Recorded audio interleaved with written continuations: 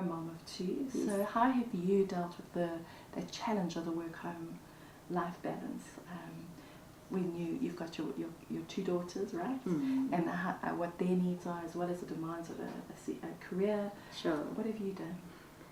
I think it's a journey. I won't lie and say I'm there and I've got all these solutions. I think it is a real challenge, really, because in the workplace you want to produce results and you want to be rewarded for as an employee, as a contributor, you know.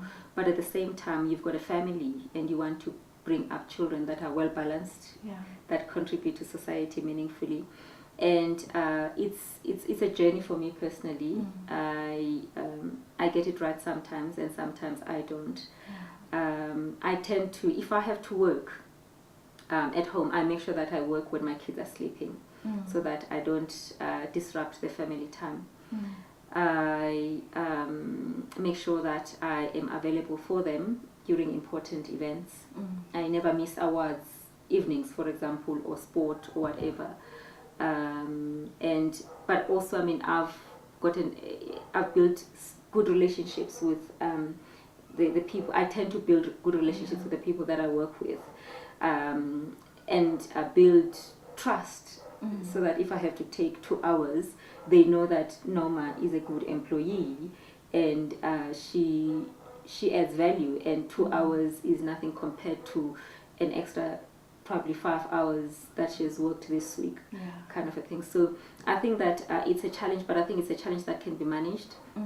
It still requires, I think, commitment to the organization, and that we display that commitment on an ongoing basis. And I find that organizations tend to be understanding of working mothers overall.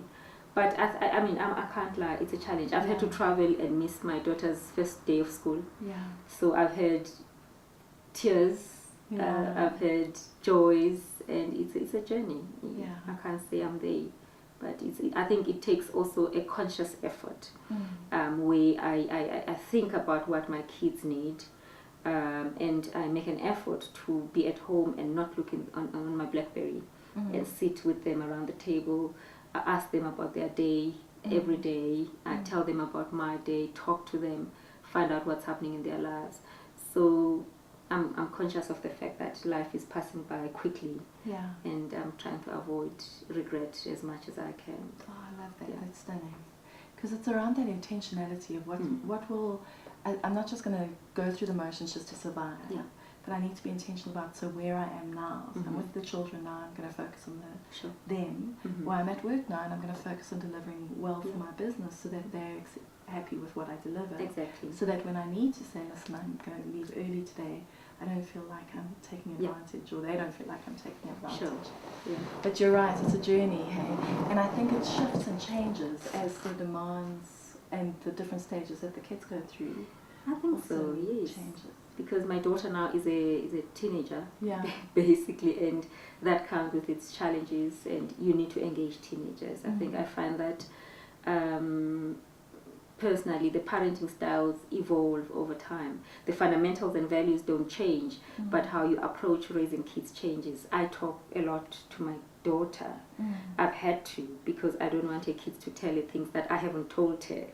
So, you know, I want to make sure that I understand, excuse me, what's going on in her life, and tell her that, you know, it's normal to feel pressure as a teenager, but it's important how you respond to that pressure, and there's something that should distinguish you from the rest, because I think it's important that kids don't feel abnormal when they go through certain stages, that they understand that it is part of growing up, but how they respond to the challenges is what will distinguish them.